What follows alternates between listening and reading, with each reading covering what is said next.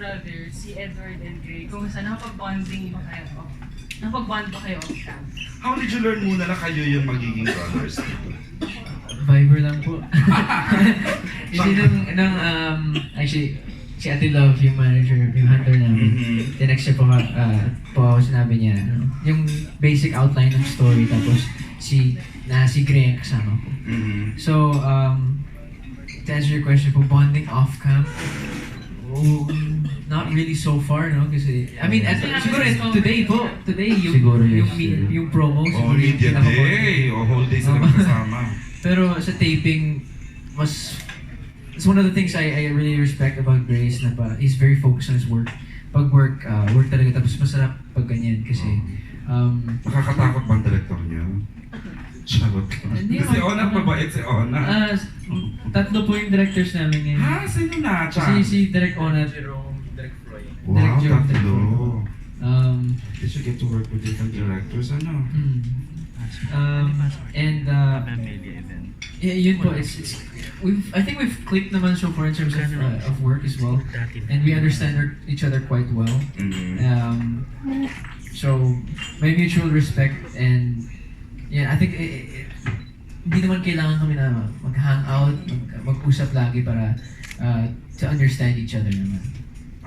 And papakwento lang din, gaano katagal nagpe-prepare for yung look na? Yung look po, hindi ko pa alam kasi the concept of the look was, of course, galing sa Dreamscape. But in terms of preparing the look itself, I mean, my basic concept naman, I did that. How long does it take? How long does it take? Sorry. Siguro po pag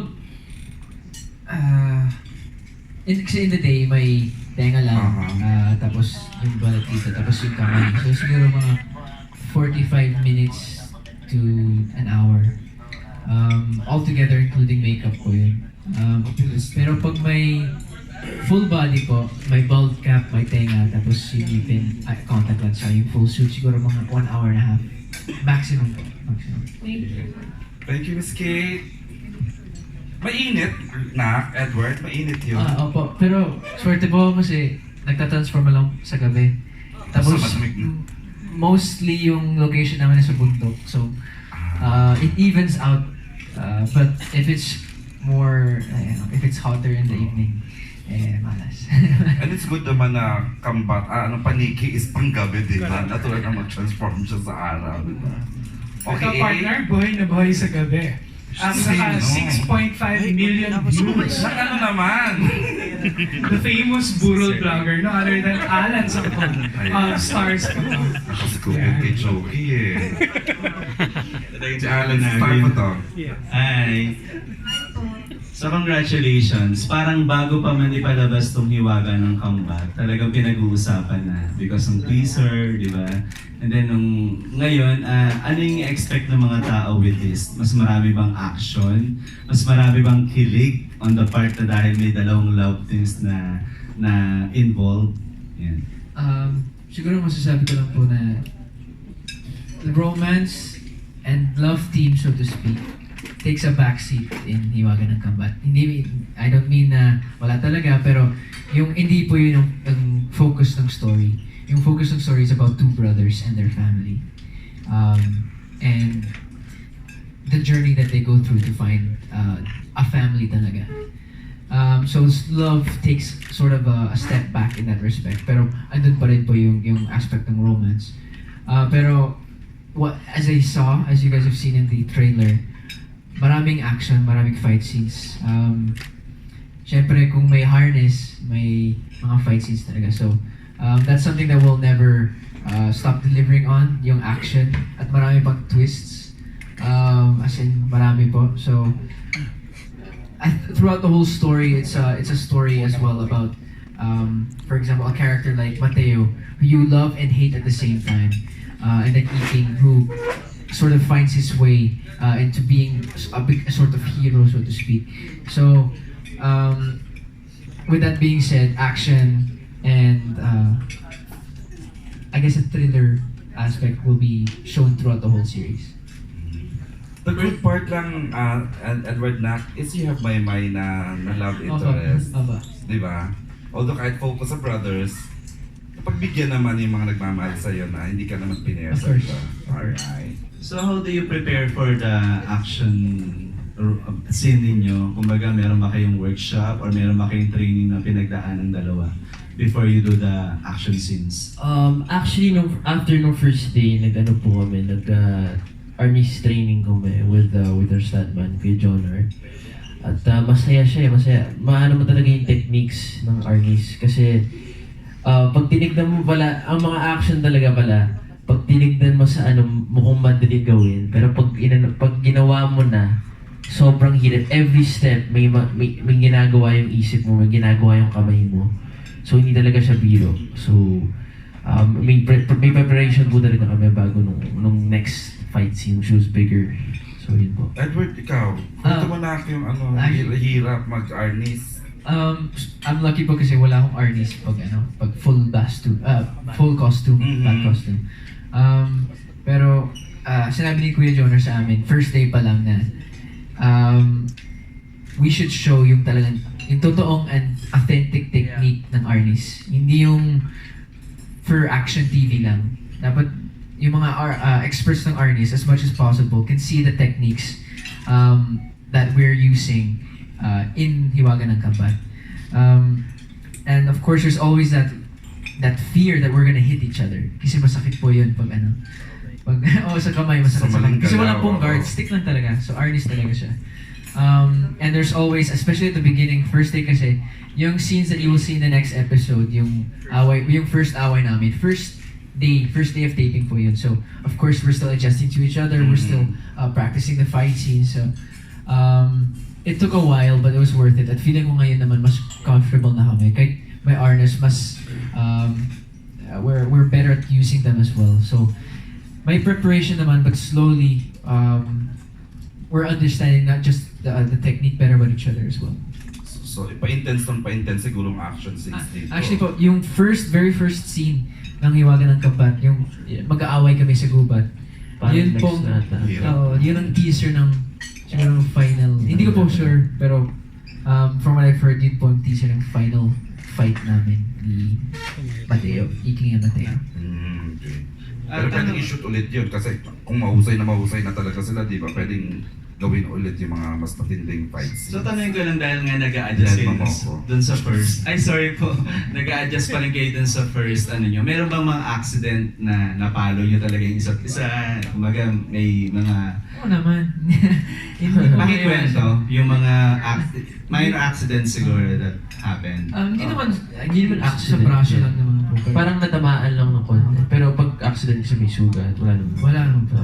Pero, syempre hindi po maiwasan yung mga accidents. Pero, masasabi ko lang, since the first day, in our fights since then, and even fights that we've had separate na, hindi si Mateo yung kalaban ko, si Graham ang kalaban ko. Wala naman. So, just to get started, parang warm up lang po. Tanong ka lang, Edward, ano yung challenges dun sa character mo? Kasi bukod sa pag-acting, di ba, parang yung prosthetics mo, kumbaga, meron bang parang nairita ka or parang dahil sa tagal, may ganon. How do you handle yung costume mo being ito? For me po, yung costume follows. Kung kilala niyo yung character mo, kilala mo yung story at yung story arc tsaka yung scene, everything else will follow, pati emotion will follow. Which is especially helpful when you have such amazing actors kasi you can just react to what they're doing kasi do it yourself. So acting is reacting, so to speak. Pero yung suit itself or yung prosthetics, it all follows dahil I think I understand Iking well. I think in a regard, Iking is a part of me because I think like him as well. And probably one of the things that I struggled most, especially at the beginning, yung mata. Kasi bulag po ako, hindi ako pwede galawan yung mata. So pag kinakabahan ako, I look around a lot. So malikot yung mata ko. So hindi po pwede yun. So I have to thank Direk Ona at Direk Jerome kasi lalo sa simula, nahihirapan ako dun. So pag kinakausap ko si Gray, dito siya, kailangan ko dito ako tumingin. Hirap But pa. it takes a little bit of getting used to, but thanks to the patience and the guidance of the whole production, ako na po lahat. Okay. Tanong ko lang din sa dalawang girls, kayo din ba meron kayong parang action scene din dito? Or talagang nandito lang kayo to support itong dalawang brother na magiging love team at love interest nila kayo? Or meron din kayong eksenang gagawin na medyo intense? Base po siguro yung na-take po namin, about lang po dun sa support lang pa. Tapos parang konti na yung nag-artist ako dun sa sa teaser. Pero konti lang, pero hindi naman wala pang fight scene, wala. Siyempre. Gaya din po ni Ate May, wala pa naman po kaming scenes na action. As of now, sa mga episodes po ngayon, puro support lang po, puro mga kilig-kilig pa lang, mga ganun pa lang po. May nakita mo yung hirap ni Edward sa... Ay, opo, sobrang Oo. pinaghandaan niya po itong amiwagan ng kambat. Kasi nung time na yun, lalo na po yung, sabihin ko. Okay. Kasi di ba po, wala naman siya alam sa Arnis. Arnis ba yun? Yeah. Oo, tapos wala siya alam sa... Ang alam nila sa fight scene yung sa Fantastica, pero laro-laro lang naman yun. Wah! Gaganon-ganon ka pa nga doon, joke-joke. Dito po kasi sobrang seryoso. So talagang pinagandaan niya to, nag-workshop siya. Tapos, yung workshop niya ay kung paano yung mga nuances ng panike. Tapos, inaral niya talaga yung character niya, tsaka yung Arnis. Tapos, nag-gym siya. Wow. Ayun po. Last na lang kay Maymay. May tanong ko lang kasi parang, syempre itong story ng hiwaga ng kambat, this is story about brothers, di ba? Aba. Pero paano ka napapayag na you should be support for Edward dito sa teleserye nito? Syempre hindi nakapokus sa love team eh, nakapokus sa brother eh, yung brotherhood nila, di ba? So paano ka napapayag na maging support on this kind of... Hindi po nila ako pinapayag, pero ako kasi, kahit ano po kasi, tanggap ko. Basta andun ako nakasuporta sa kanya, sobrang okay sa akin yun. Tapos nagkwentuhan kami, paano kapag may ibang isa tayo, hindi tayo magkasama. Tapos na kami, parang narating namin yung self namin na kailangan namin mag-grow na individual, pero andyan pa rin yung suporta namin sa isa't isa. Okay lang po talaga sa akin. Like ikaw, you're doing a movie with Catherine and Yes po. diba? As in, love na love ko. Ito po walang biro, pero love ko po talagang sumuporta sa isang artista kasi gusto ko, hindi kasi ako perfect pa na artist. Marami pa akong gustong matutunan. Kaya, ayun po. Habang may mga ganyang roles, talagang tinitake ko po. And one thing that we've talked about, and we've talked about not just our parents, yet they love that Star Magic, is that it's good and we're happy to learn separately and grow. Kasi syempre, of course, if we grow separately and then come back together, mas malakas. Correct. As a partnership as well. So, yun po. I mean, kasi syempre it's uncomfortable, pero there's someone who I respect very much who told me na if you're not uncomfortable, you're not growing. So, always be uncomfortable, always challenge yourself. And I guess Basta that's what maliit o malaking bagay, dapat talaga binibigay mo yung best mo. Para naman po hindi masayang yung support na binibigay ng mga sumusuporta po sa amin. It's good na kayo magkasama sa TV.